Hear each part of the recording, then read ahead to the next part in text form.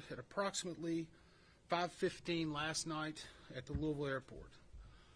The NTSB is an independent federal agency that is tasked by Congress to investigate every civil aviation accident that occurs in the United States, along with significant railroad, pipeline, rail, and highway events. We also issue safety recommendations aimed at preventing future losses. Now, before I go any further, on behalf of the entire NTSB, I want to just express our sincere condolences to those who were not only affected by losing family members in this accident, but those that were also injured and those that are still missing. It is a tough day for Louisville, for Kentucky. It's a tough day as being a Kentuckian myself, and I know what a great community this is, how impactful those people that suffered and have died are, and we've seen it all day. We know it is tearing at the community, and we're deeply sorry. And we are here to try to find out not only what happened, but why it happened, and more importantly, how do we prevent it from happening again? So here's some factual information we have at this time. And I'm going to read a few notes to make sure we have it exact. The airplane involved was a McDonnell Douglas II, which was then altered to be an MD-11F. The F stands for freighter. It is now handled by the Boeing Corporation. So whenever you hear that Boeing is a party, it is because of the merger with McDonnell Douglas many years ago. The plane was manufactured in 1991 with a tail number of November 259 UP. The plane was traveling from Louisville, Kentucky to Honolulu, Hawaii. There were 3 souls on board the plane.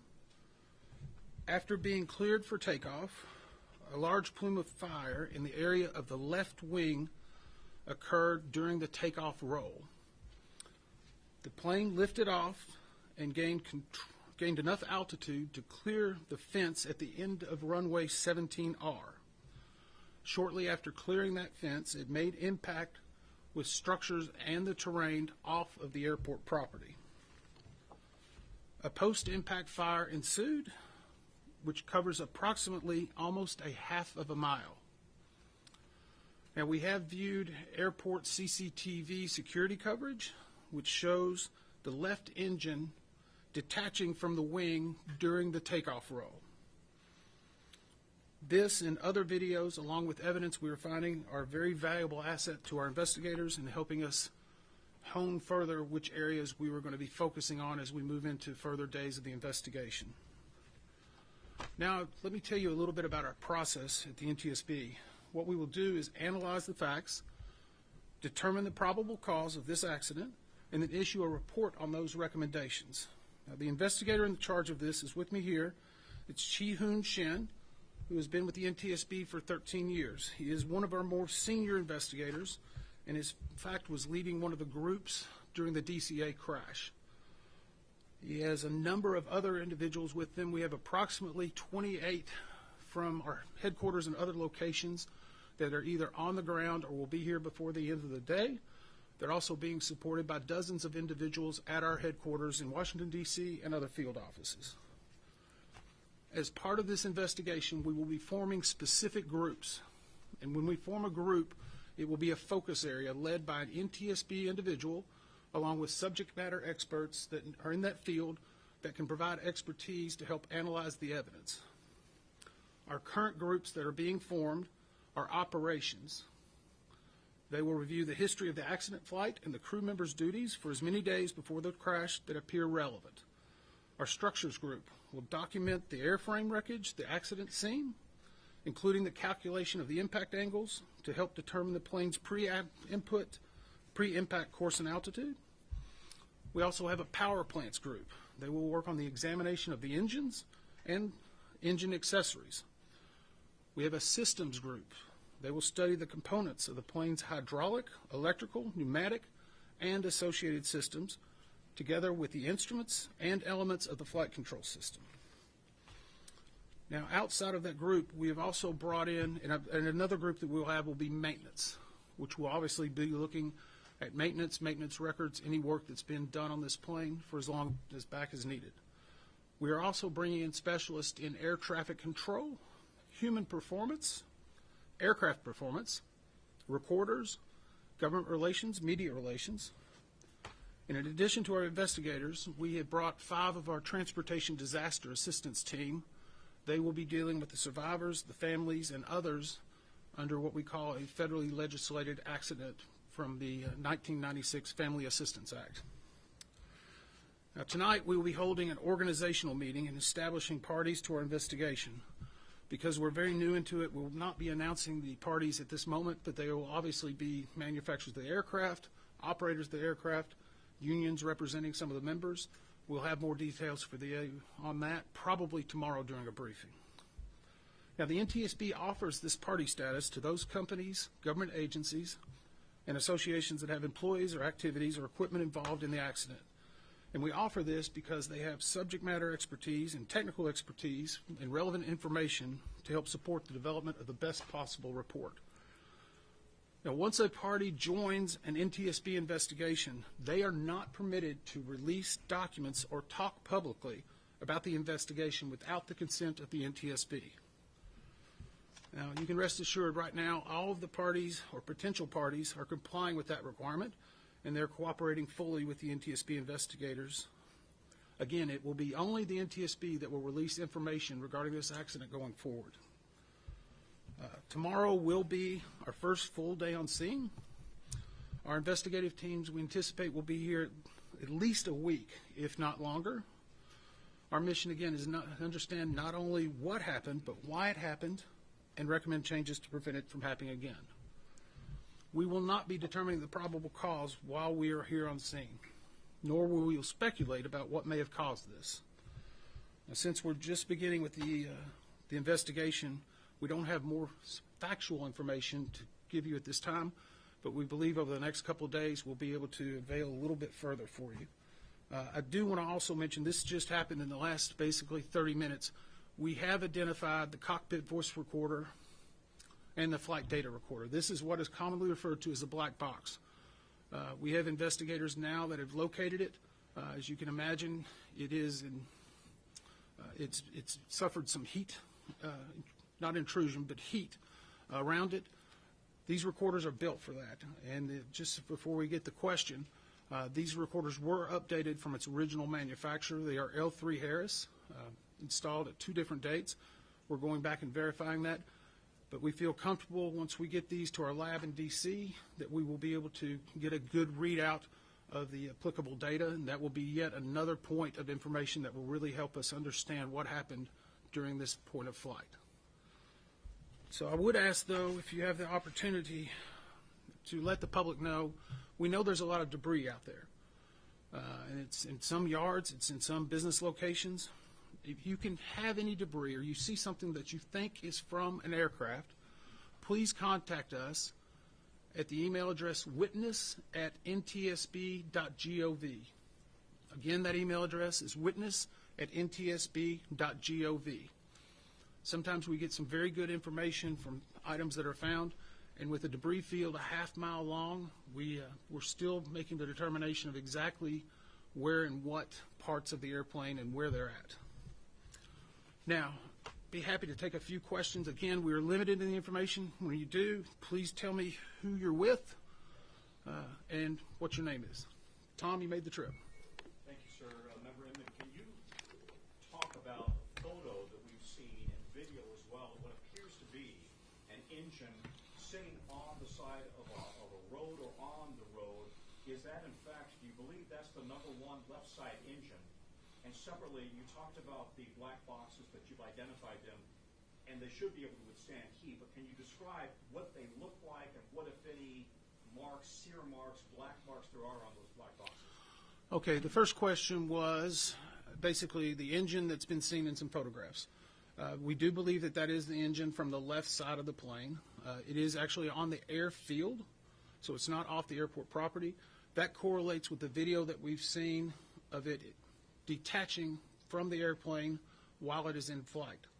We also know that a fire was occurring during that time, and so we're analyzing that. In fact, we have teams right now that are preparing to do the runway in what we call a FOD walk.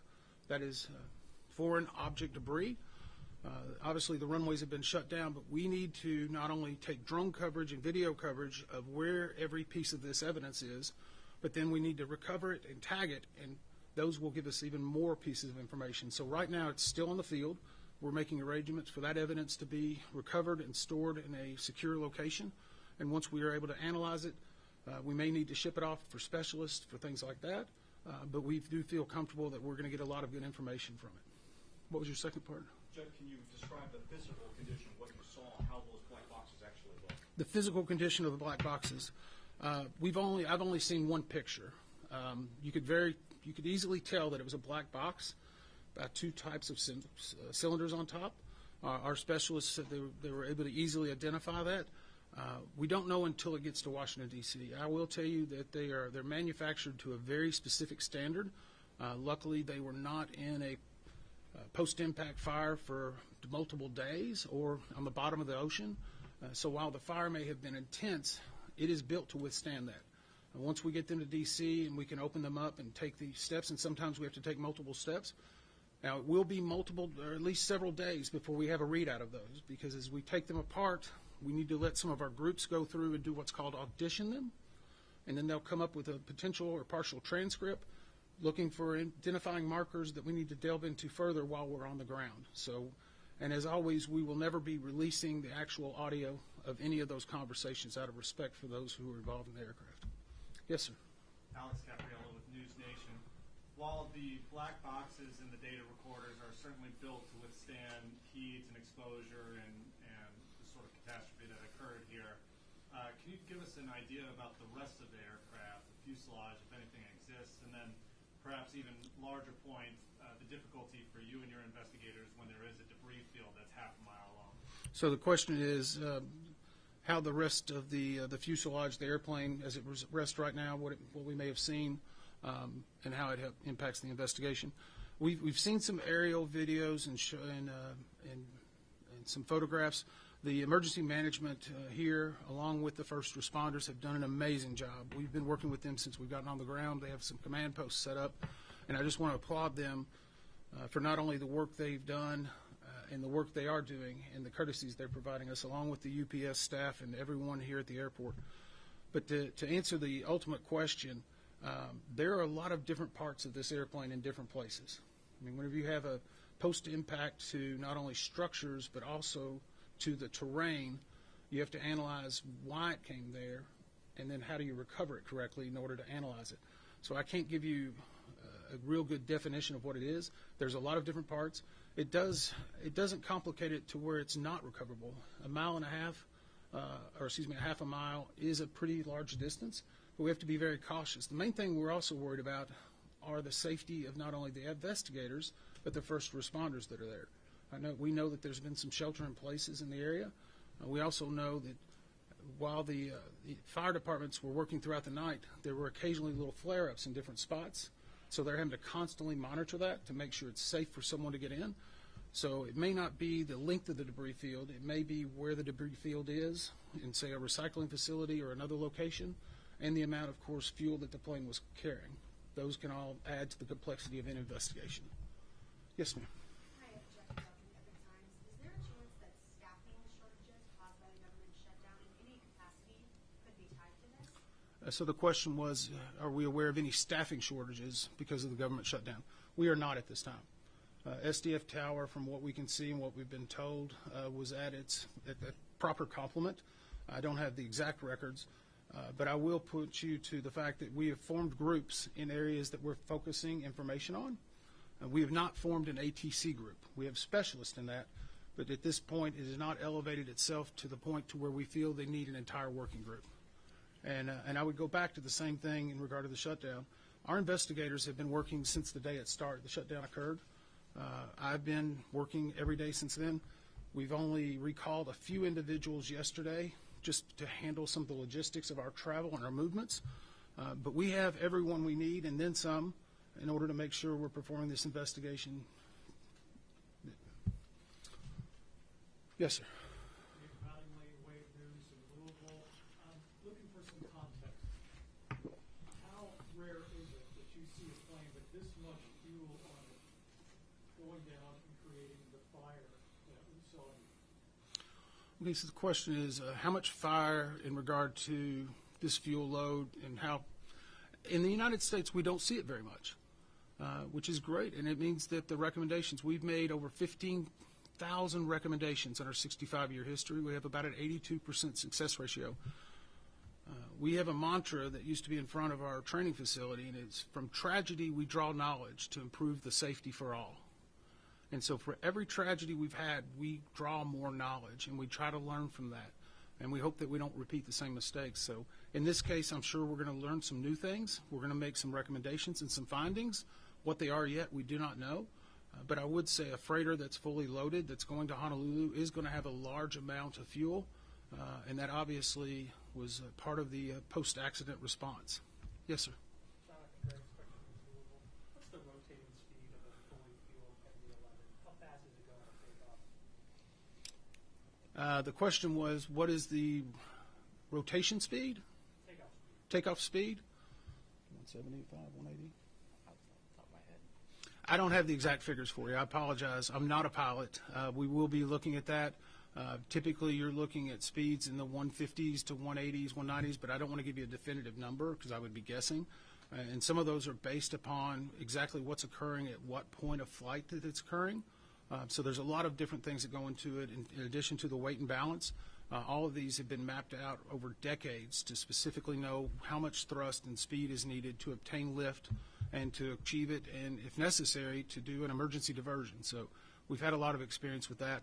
I don't know at this point if it will be a factor, but it's certainly something we'll look at. Yes, sir.